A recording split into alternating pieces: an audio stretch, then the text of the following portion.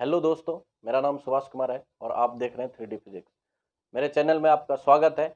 और जैसा कि आप थंबनेल देखकर समझ गए होंगे कि आज का जो लेक्चर है वीडियो का वो किस पे बेस्ड है, तो वो है कॉन्सेप्ट ऑफ वर्क डन, यानी वर्क के बारे में हम पूरी तरह से जानेंगे। देखिए एक्चुअली क्या है ना, कई बार आप बच्चा को डायरेक्ट 12 में वर्क का फिर से कॉन्सेप्ट देते हैं तो लगता है कि ये चीजें कहाँ से आया।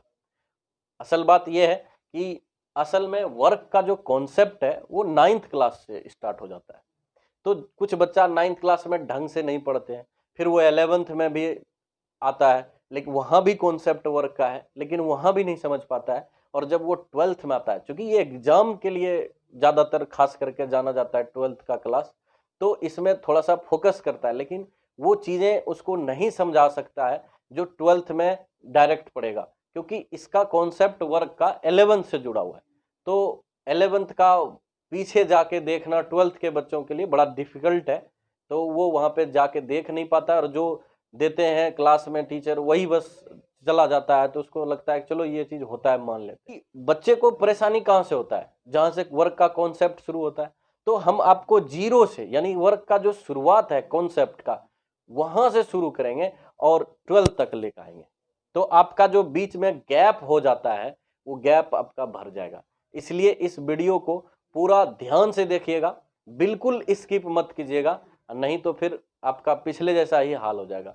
थोड़ा टाइम लेंगे और तभी समझा पाएंगे। देखिए क्या है ना, बिना टाइम का कोई चीज समझ में नहीं आएगा। हम दे देंगे बहुत फास्ट में, तो जो बच्चा पढ़ा हुआ है पहले से या बहुत अच्छे से पढ़ा है उसको तो समझ में आ जाएगा, लेकिन जो जिसके लिए ये फर्स्ट टाइम है कि कॉन्सेप्ट क्या है वर्क का वो पूरी तरह से नहीं जानता, तो उसके लिए है कि आप धीरे धीरे धीरे धीरे देखिए। हो सकता है एक बार में नहीं समझ में आए, दोबारा देखिएगा तो आपको बिल्कुल समझ में आ जाएगा। इसीलिए इसको स्किप नहीं कीजिएगा, एक जरा सा भी फ्रेम बाय फ्रेम को देखिएगा, तभी आपको समझ में आएगा। तो चलिए, वर्क का जो कॉन्सेप्ट है वो शुरू कहाँ से होता है, हम वहीं से स्टार्ट करेंगे, यानी 9th क्लास से। 9th में क्या पढ़े थे, फिर 11th में क्या पढ़े थे, और 11th में ही मेन है वर्क का कॉन्सेप्ट, फिर उसी को डिस्कस करेंगे। वर्क का किस किस टाइप के फोर्स पे डिपेंड करता है, कभी नेगेटिव हो जाता है वर्क, कभी पॉजिटिव हो जाता है, कभी जीरो भी हो जाता है, और कभी कभी हम इंटीग्रेशन लाके खड़ा कर देते हैं वर्क के साथ। तो बच्चा को कंफ्यूजन हो जाता है कि भाई ये वर्क कहाँ से आया। आपने एक फोर्स इनटू डिस्प्लेसमेंट पढ़ा वर्क, फिर आपने पढ़ा फोर्स इनटू डिस्प्लेसमेंट पे डॉट इस तरह से, फिर आपने पढ़ा भाई इस तरह से। बच्चा को लगता है ये तो चलो समझ में आ जाता है, 11th में भी थोड़ा बहुत ये समझ में आ जाता है, इसके बारे में लगता है ये कहां से आ गया। और यकीन मानिए, अगर इसके बारे में आपको नहीं नॉलेज होगा अच्छे तरीके से, तो फिर आप इस चैप्टर में कोई काम का चीजें नहीं पढ़ पाइएगा, क्योंकि हर चीज वर्क से जुड़ा हुआ है। इसलिए ध्यान से देखिएगा। तो चलिए हम स्टार्ट करते हैं।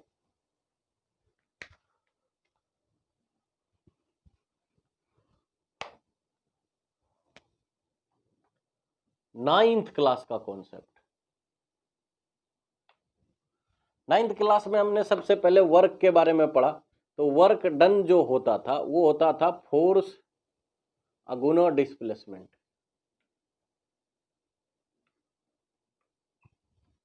मतलब कार्य जो हिंदी में अगर कहें, कार्य बराबर क्या होता है, बल गुना विस्थापन। बड़ा सिंपल सा था डेफिनेशन 9th क्लास में। लेकिन ये कहां पे काम करता था और कहां फेल हो जाता था वो भी जानकारी लेंगे हम। देखिए ये फेल कहां होता था और काम कहां करता था। तो हमको कोई कह दे कि चलो भाई एक फोर्स लगा रहा है, हम आपको एग्जाम्पल के साथ दिखाएंगे कि ये फेल कहां हो जाएगा और कहां पे आप इसको यूज नहीं कर सकते हैं ये फार्मूला को। ये स्पेशल केस का फार्मूला होता है। और वो कैसे स्पेशल केस होता है वो जैसे जैसे आप वीडियो को आगे बढ़ा के देखिएगा वहां आपको मिलेगा, इसलिए शुरू से देखिएगा।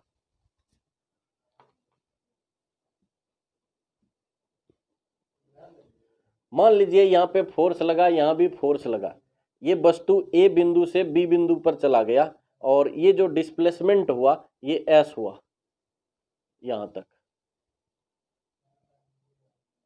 इसका इस छोर का पॉइंट यहां पे पहुंच गया। देखिए इसका जो वर्क निकालिएगा वो निकालिएगा एफ इंटू एस, ये हो जाएगा वर्क, काम भी करेगा क्योंकि डिस्प्लेसमेंट इसके हॉरिजॉन्टल लाइन पे था और फोर्स भी इसका हॉरिजॉन्टल लाइन पर था। इसका एग्जाम्पल देखते हैं। एग्जाम्पल में देखिएगा इस तरह से है, देखिए यहाँ पे 9th क्लास का जो कॉन्सेप्ट था वो क्या था, और उसमें था सिंपल वर्क डन बराबर फोर्स गुना डिस्प्लेसमेंट। अब बड़े अच्छे से लगाते थे भाई, कार्य निकालना है, बल का जो वैल्यू होगा उसका और गुना कर दो विस्थापन जो होगा उसका। तो मान लीजिए वर्क डन कैसे डिफाइन था कि एक हॉरिजॉन्टल फोर्स लग रहा है, मतलब क्षैतिज दिशा में लग रहा है। मान लीजिए ये एक्स है और ये वाई है, अभी तो आप समझ सकते हैं एक्स क्या है, तो इधर ही फोर्स लग रहा है और डिस्प्लेसमेंट भी इधर हो रहा है एक्स के अलोंग ही। तो ए पॉइंट से बी पॉइंट उठ के बॉडी गया और इसका वर्क डन हो गया ए से बी का फोर्स इनटू डिस्प्लेसमेंट। ये फार्मूला था 9th क्लास में। देखिए यहाँ पे क्या है, फोर्स लगा 5 न्यूटन, यहाँ भी 5 न्यूटन, लगाते जा रहा है बॉडी पर। तो जहां भी ये जाएगा 5-5 न्यूटन ही लगाते चला जाएगा। ध्यान से देखिएगा, अगला क्वेश्चन में आप फंस सकते हैं। और क्या फंस सकते हैं अगर यहाँ पे आप ध्यान से नहीं देखिएगा तो देखिए हमने क्या कहा कि यहाँ जो फोर्स लगाया है वो 5 न्यूटन लगाया और 5 न्यूटन लगातार लगाते यहाँ पहुंचाया और ये आगे भी जाएगा। तो यहाँ से 5 न्यूटन लगाते हुए यहाँ पहुंचा। हमने कहा ए से बी तक का भाई वर्क निकालो जब ये 12 मीटर डिस्प्लेस हो गया होगा। तो 12 मीटर यानी सूत्र तो वर्क डन बराबर एफ इंटू एस है। वर्क डन बराबर क्या हो गया 12 न्यूटन 5 न्यूटन फोर्स गुना 12 न्यूटन क्या है डिस्प्लेसमेंट, तो 60 न्यूटन मीटर, और इसी को हम 60 जूल भी कहते हैं। चलिए एसआई यूनिट में, तो 12 पंचे 60, तो 60 हो गया इसका वर्क डन जूल, 60 जूल हो गया। लेकिन ये फार्मूला देखिए कहाँ गड़बड़ा जाता था, कहाँ पे इसमें फॉल्ट आ गया। हमने इसमें फोर्स भी लगाया तो क्षैतिज दिशा में लगाया एक्स एक्सिस के अलोंग, और डिस्प्लेसमेंट भी एक्स एक्सिस के अलोंग है, यानी ये दोनों समांतर है। तो ये फार्मूला सही काम कर रहा था। अब देखिए 11th क्लास में जब आते हैं तो हम देखते हैं इसी केस में प्रॉब्लम क्या हो जाता है। एक बॉडी है यहाँ पे, इस पे हमने लगाया फोर्स 5 न्यूटन, और इस जगह पर बॉडी में आया ये भी लगाया 5 न्यूटन, तो यहाँ भी फोर्स 5 न्यूटन है। अच्छा, डिस्प्लेसमेंट अभी भी 12 मीटर का है ए से बी जाने का, लेकिन ये हॉरिजॉन्टल लाइन से कितना डिग्री पर लगा रहा है 60 डिग्री पर, या 60 डिग्री पर लगा रहा है। तो ये 60 डिग्री कोण बनाते हुए जा रहा है। अच्छा, ऐसा उदाहरण आप कहीं देखे होंगे, इसका उदाहरण आप कहीं देखे होंगे। तो उदाहरण में देखिए एक बच्चा जो होता है गांव सब में देखे होंगे, एक वस्तु को खींचता है, और जब ये इधर खींचता है तो ये हो सकता है हॉरिजॉन्टल लाइन से तिरछा हो, लेकिन वस्तु इधर ही फिर से आगे बढ़ गया लगाते हुए, और ये फिर यहाँ पे गया। यहाँ भी इसने यही रखा 60 डिग्री रखा, और ये भी 60 डिग्री रखा, और ये वस्तु आगे बढ़ गया। देखिए ऐसा केस होता है गांव में देखने को मिलता है कि एक बच्चा है वो खिलौनों को खींच रहा है, और जब ये खींच रहा है तो यहाँ पे फोर्स लगाया और यहाँ भी फोर्स लगाया, और ये फोर्स लगाते हुए रहा, और एंगल बरकरार रहता है जब वो आगे बढ़ता है। अच्छा, कई बच्चे के मन में ये आता होगा कि जब फोर्स इधर लगा रहा है किसी वस्तु पर तो डिस्प्लेसमेंट भी इधर ही होना चाहिए कुछ देरी के बाद, ऐसा क्यों नहीं होता। तो देखिए हो सकता है आपका दिमाग ऐसा कहता है तो वो गलत नहीं है, लेकिन इस तरह का ऐसा इसलिए नहीं हो रहा है क्योंकि सिर्फ यहाँ पे एक फोर्स नहीं लग रहा है, यहाँ पे एक फोर्स वो लग रहा है जो नीचे ग्रेविटी खींच रहा है बार बार। तो ये फोर्स और एक पीछे भी लग सकता है फ्रिक्शन फोर्स, यहाँ भी लग रहा है फ्रिक्शन फोर्स। तो उन सारे फोर्सेस को नहीं दिखाए हैं, इसीलिए इन सारे फोर्सेस के वजह से ये जमीन पर ही जमा हुआ रह जाता है, जमीन पर ही सटा रह जाता है। अगर ये फोर्सेस बिल्कुल जीरो कर दें तो हो सकता है ये क्या होगा कि इसी के डायरेक्शन में जाने लगेगा, यानी कि ये बॉडी को अगर इधर खींचेंगे तो ये बॉडी यहाँ चलाएगा कुछ दूरी के बाद, अगर इस पे कोई और फोर्सेस नहीं लग रहा होता तो। क्योंकि जमीन पे है तो यहाँ पे ग्रेविटेशनल फोर्स लगेगा, हम यहाँ पे दिखाए नहीं है भले। बात समझ में आ गया क्यों नहीं उधर जा रहा है। ये तो है कॉन्सेप्ट कि जिधर अप्लाइड होगा उधर ही फोर्स अप्लाइड होने के डायरेक्शन में ही वस्तु चला जाए, उसी के डायरेक्शन में चला जाए। ऊपर लगा रहे हैं तो ऊपर चला जाए, लेकिन ये तब होगा जब सिंगल फोर्स लग रहा होगा, कोई और दूसरा डायरेक्शन में फोर्स एक्ट नहीं करेगा तब। यहाँ पे कर रहा है तो चलिए ये आप केस इमेजिन कीजिए, ऐसा कर रहा है बच्चा ले जा रहा है और कंटिन्यूअस फोर्स लगा रहा है। ये 5 न्यूटन लगाया, यहाँ भी 5 न्यूटन लगाया, और जब ये 5 न्यूटन लगाया तो यहाँ पे अब इसका वर्क डन निकालिएगा तो फोर्स इनटू डिस्प्लेसमेंट कीजिए। देखिए ये फोर्स इनटू डिस्प्लेसमेंट करने से क्या आता है, आता क्या है 5 न्यूटन गुना 12 न्यूटन। अब सवाल ये उठता है 12 मीटर। अब सवाल ये उठता है कि इसका जो वैल्यू होगा वो क्या होगा, पहले जैसा ही 60 जूल हो जाएगा। तो क्या असल में इसका 60 जूल वर्क होगा? यहीं पे सवाल उठता है कि ये 60 जूल वर्क नहीं होगा। अगर ऐसा होता है तब तो सिंपल सा बात है कि आप किधरों फोर्स लगाइए, डिस्प्लेसमेंट इधर गया तो वर्क डन वही रहेगा, बस फोर्स आप लगातार वही लगा के रखिए। तो फिर इसका कोई मतलब नहीं रह जाएगा, डायरेक्शन इधर जाए, कोई भी फोर्स का डायरेक्शन रहेगा, डिस्प्लेसमेंट 12 हुआ 5 लगाए 60 ही हर वक्त होगा। तो इसका कोई मतलब नहीं रह जाएगा। ऐसा होता भी नहीं है। तो ये वर्क डन 60 जूल निकाल भी दिए लेकिन ये सही नहीं है। तो ये सही कैसे होगा? तो 11th में जब हम आते हैं तो ऐसे केसेस जब आने लगता है तब हम एक नया तरीका इसमें ढूंढते हैं कि भाई ये फोर्स तो इस तरह से नहीं होगा, वर्क डन तो ये नहीं होगा। उस वर्क डन में क्या सुधार किया जाता है? तो देखिए जो फार्मूला हमने पढ़ा था वो दरअसल पैरेलल वाला केस था कि एफ भी इधर लग रहा है और डिस्प्लेसमेंट भी इधर हो रहा है। अब हम वेक्टर के बारे में अच्छी तरह से जानते हैं। वेक्टर डायरेक्शन पर डिपेंड करता है, डायरेक्शन होता है तभी उसको वेक्टर के क्वांटिटी में करता है और वेक्टर के एडिशंस को भी लॉ को फॉलो करता है। अब यहाँ पे सवाल उठता है डिस्प्लेसमेंट तो इसका हॉरिजॉन्टल हुआ, फोर्स किधर लगा है तिरछा, और जब ये कुछ एंगल के साथ लगाए डिस्प्लेसमेंट से, और जब ये इस तरह से हुआ, मान लीजिए यहाँ थीटा है, तो थीटा किसके बीच में? F vector and S vector के बीच का कोण है, यानी the angle between F vector and S vector is theta. मतलब थीटा जो है दोनों के बीच का कोण है। अब सवाल यह है कि इस तरह से जो केस आएगा तो इसका वर्क डन यहां से डिस्प्लेसमेंट तो होगा एस, तो वर्क कैसा डिफाइन होगा? इसका वर्क डिफाइन होता है एफ डॉट एस। असली फॉर्मूला यही है। वर्क डन डॉट प्रोडक्ट है और डॉट प्रोडक्ट क्या देता है? एक स्केलर क्वांटिटी देता है। तो यानी कि वर्क डन क्या हो गया? स्केलर क्वांटिटी है।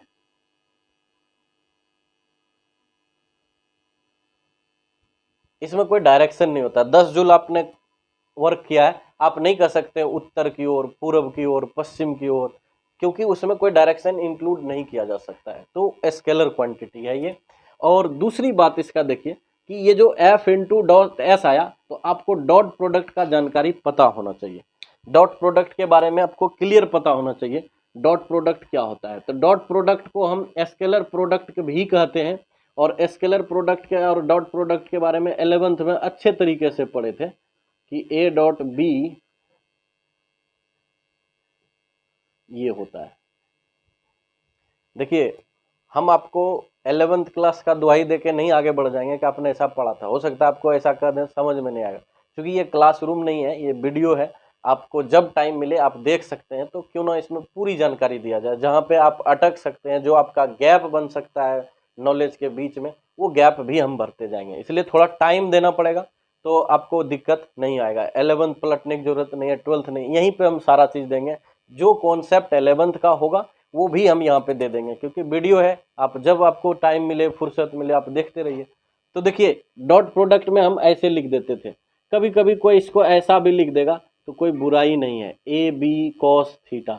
ऐसा क्यों? क्योंकि ए वेक्टर का जो मैग्नीट्यूड है, परिमाण है, वो ऐसे लिखते हैं और ऐसे भी लिख देते हैं। तो दोनों एक ही चीज है। अच्छा, थीटा किसके बीच होता था?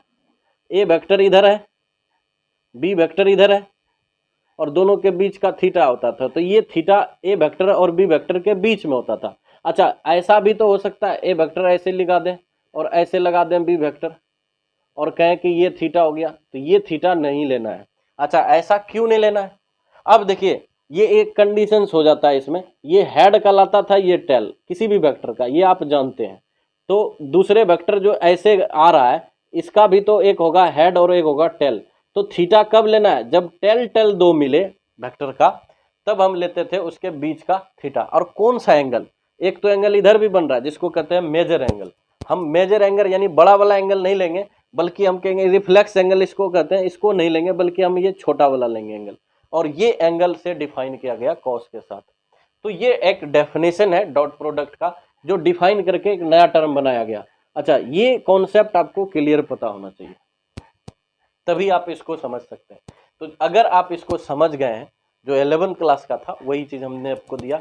हाँ, ये चीज़ भी हमने बताया कि यहाँ का थीटा नहीं लेना है। अगर यहाँ पे देखें तो बी का हेड मिल रहा है और ए का टेल मिल रहा है, तो इसके बीच का कोण बन भी जाएगा, वो थीटा यहाँ नहीं हो सकता है। तो थीटा कौन होगा? जब दोनों वेक्टर के टेल टेल को मिलाया जाए और उसका जो छोटा एंगल बनेगा वो साइड वाला एंगल थीटा होगा, जो यहाँ पे यूज करना है। क्लियर हो गया डॉट प्रोडक्ट के बारे में।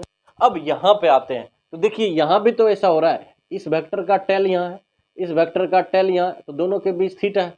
तो जब थीटा हो गया तो हम वर्क को कह सकते हैं एफ डॉट एस बराबर एफ एस कॉस थीटा।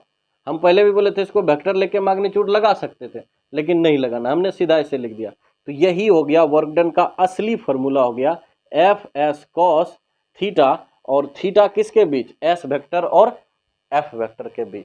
अब ये फॉर्मूला जब लगाइएगा इस तरह के केस में तो ये बढ़िया से इसका आंसर आएगा और वही आंसर सही होगा, बाकी आंसर सही नहीं होगा। तो देखिए यहाँ पे लगाइए, यहाँ कितना एंगल है, तो यहाँ पे देखिए वर्क डन क्या है, एफ कितना है, 5 न्यूटन लिया, ठीक है,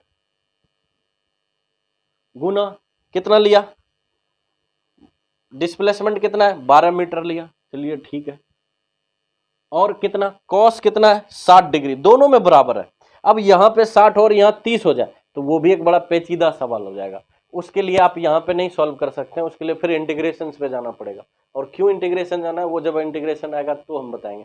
पहले हम यहाँ पे देखते हैं, ये दोनों कांस्टेंट वैल्यू रखा है, थीटा यहाँ भी वही बरकरार है और यहाँ तक भी वही है। तो इस केस में थीटा को एक जैसा है और ये है 60 डिग्री। अब यूज कीजिए वर्क डन, 5 गुना 12 कितना हो गया, 60। न्यूटन और मीटर तो रहेगा, थीटा का वैल्यू में यूनिट नहीं होता है, तो ये न्यूटन मीटर हो गया। और गुना कितना होगा, कॉस 60 का मान कितना होता है, तो कॉस 60 का मान होता है 1/2, 1/2 लीजिए, तो कितना हो गया 30, यानी कि 30 न्यूटन मीटर, या इसको हम कह सकते हैं 30 जूल हुआ वर्क, कहां से कहां तक ले जाने में, ए से बी तक ले जाने में। क्लियर? आपको ये समझ में आया या नहीं आया? तो देखिए 30 जूल वर्क किया, और हमारे हिसाब से क्या लग रहा था, 9th के हिसाब से सोचते तो वो भी बच्चा बना देता कितना, 60 जूल, तो उसको तो किसी भी एंगल पे दे दीजिएगा तो वो कह देगा 60 जूल होगा। लेकिन यही 60 जूल 30 जूल में हो गया। हो सकता है कि थीटा 90 डिग्री होता तो ये कितना हो जाता, कॉस 90 अगर कीजिएगा तो क्या हो जाएगा, 0, यानी वर्क ही नहीं किया। तो कहने का मतलब क्या है, ये थीटा भी इसमें बहुत बड़ा रोल निभाता है। ये जो थीटा है, ये थीटा का रोल बहुत बड़ा है, इस वेक्टर इस वर्क को 0 भी करा सकता है। और सोचिए 90 से बढ़ जाए कॉस थीटा तो सेकेंड क्वाड्रेंट में जाता है वैल्यू, और कॉस सेकेंड क्वाड्रेंट में माइनस होता है, तो वर्क डन क्या हो जाएगा, माइनस हो जाएगा। तो वर्क डन नेगेटिव भी हो सकता है, पॉजिटिव भी हो सकता है और 0 भी हो सकता है, ये तीनों हो सकता है। तो इस तरह से आपके मन में ये सवाल ना जग जाए कि ये तो वेक्टर तो नहीं है, नहीं, ये डॉट प्रोडक्ट है, और डॉट प्रोडक्ट को ही कहते हैं क्या, स्केलर प्रोडक्ट। देखें तो जो ए और डॉट बी करने से मिलेगा ए बी कॉस थीटा, वो जो राशि होगा वो अदिश होगा, उसमें दिशा नहीं होगा। इसीलिए यहाँ पे एफ, वो तो जनरल है इसलिए इसमें लग रहा है ए बी रह गया, लेकिन यहाँ एफ डॉट एस का स्पेशल नाम है फिजिक्स में, वर्क, और वो वर्क डन जो है वो स्केलर क्वांटिटी है। यानी वर्क जो है स्केलर क्वांटिटी है और इसका यूनिट जो है वो जूल है, और सीजीएस में जाइएगा तो अर्ग कहते हैं इसको, और उसका रिलेशंस भी होता है, तो 10⁻7 होता है, 1 जूल बराबर 10⁻7 अर्ग होता है। वो हम सेकेंड चैप्टर जब पढ़ते हैं 11th का उसमें देखेंगे वो। चलिए इतना इसका कॉन्सेप्ट था।